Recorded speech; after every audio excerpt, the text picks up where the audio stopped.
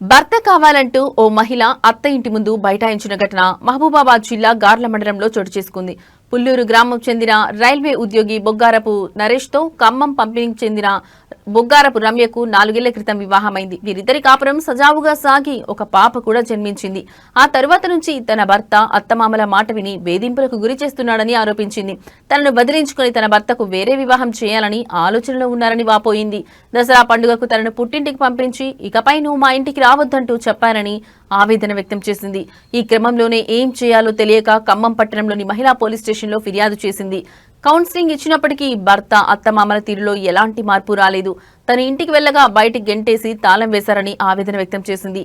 తన భర్త తనకు కావాలని, తనకు న్యాయం చేయాలని బాధితురాలు కోరుతూ నిరసనకు దిగింది.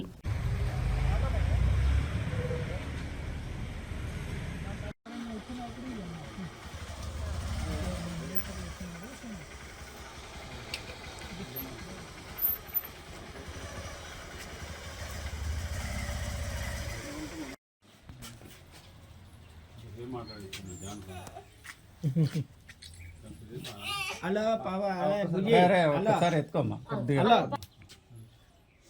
చూడరా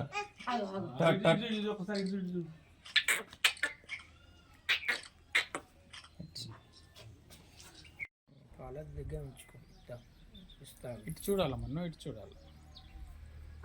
లేకపోతే పాపని సంఖ్య మీద ఎత్తుకోమ్మా, అట్లా